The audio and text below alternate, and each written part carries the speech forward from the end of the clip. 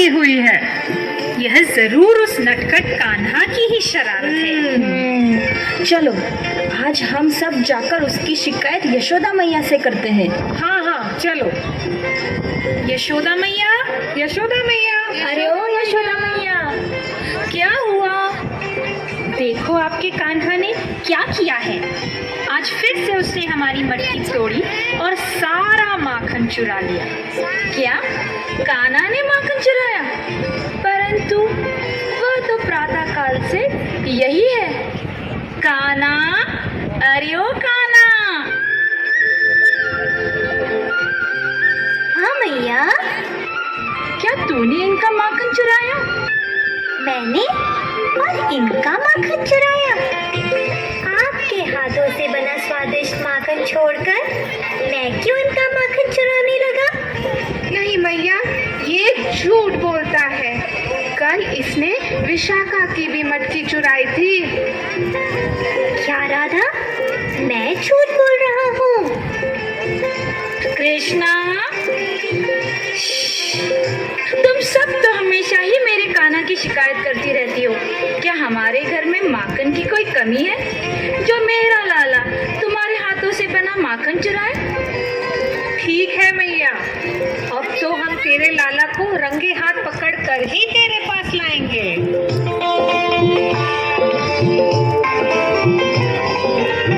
इसके पश्चात राधा रानी और सारी गोपियों ने माखन चोर कृष्ण को रंगे हाथों पकड़ने हेतु एक विशेष योजना बनाई।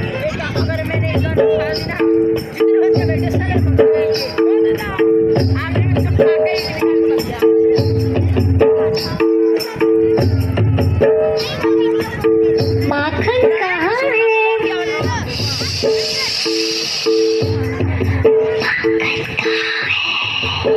ओ रहा। चलो चलो चलो चलो चलो। पर हम सब ऐसे क्यों बात कर रहे हैं?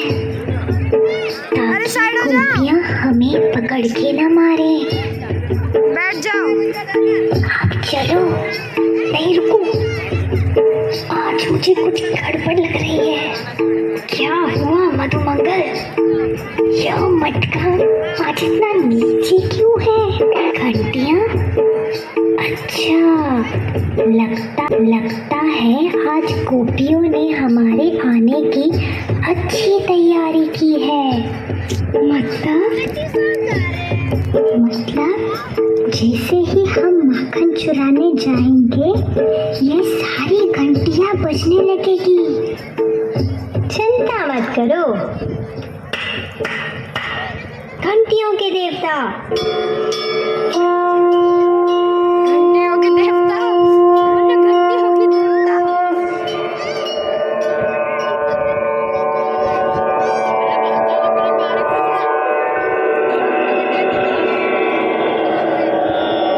प्रणाम प्रभु, प्रणाम प्रभु। हम माखन चुराने जा रहे हैं। कुछ भी हो बचना मत। जय आज्ञा प्रभु।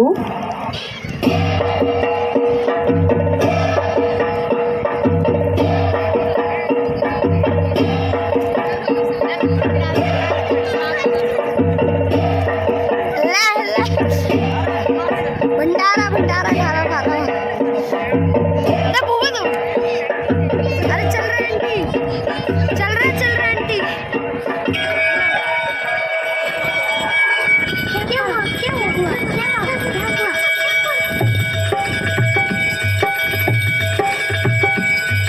क्यों कृष्णा, मैं झूठ बोल रही थी? आज तो हमने तुम्हें रंगे हाथ पकड़ ही लिया। अब पड़ेगी तुम्हें यशोदा मैया से। घंटी देव,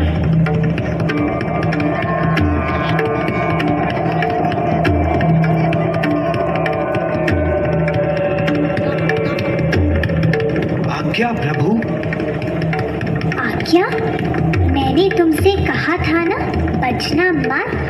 तुम बचे क्यों? परंतु प्रभु, शास्त्रों में आप ही ने तो कहा है कि जब भी आपको भोग लगे मेरा बचना आवश्यक है। यशोदा मैया की डांट सुनकर कृष्ण, बलराम तथा सारे गोप अत्यंत निराश थे। उन्होंने निश्चय किया कि वह गोपियों से इस अपमान का बदला जरूर लेंगे। कृष्णा, अब हमें माखन नहीं मिलेगा। कैसे मिलेगा? हमारी तो चोरी पकड़ी गई ना। उन गोपियों ने तो हमारा बुरा हाल कर दिया। नहीं मित्रों, ऐसा तुमसे किसने कहा? वो रहा हमारा माखन।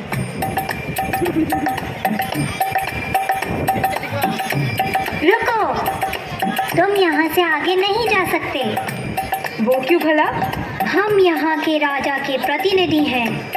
हमारे राजा को यह खबर मिली है कि कई लोग बिना कर चुकाए हमारे गांव में स्वयं के गांव का सामान बेच रहे हैं। तो यदि तुम्हें यहाँ से प्रवेश करना है तो तुम्हें यहाँ का कर चुकाना ही पड़ेगा।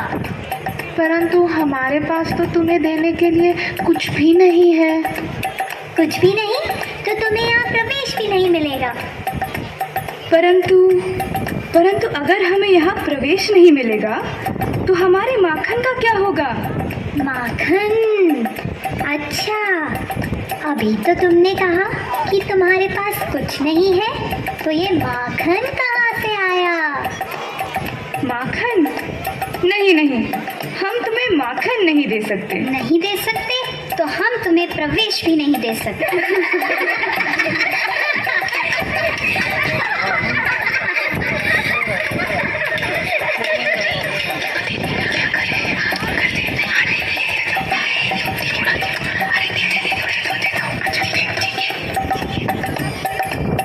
ठीक है, ले लो।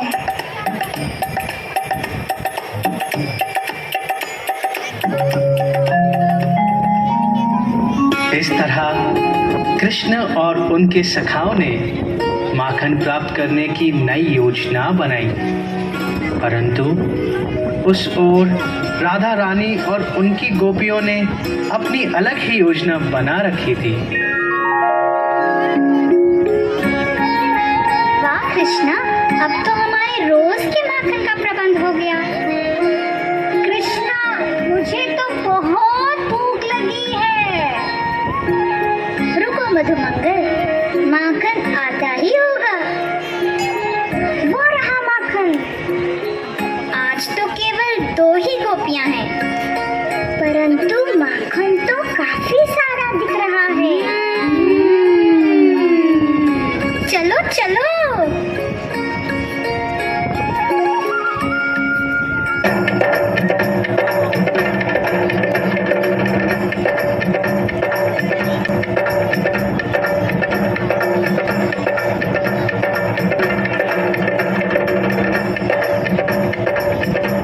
अरे ओ राजा के प्रतिनिधि, अब सुनो, कर हमें नहीं तुम्हें ही चुकाना पड़ेगा।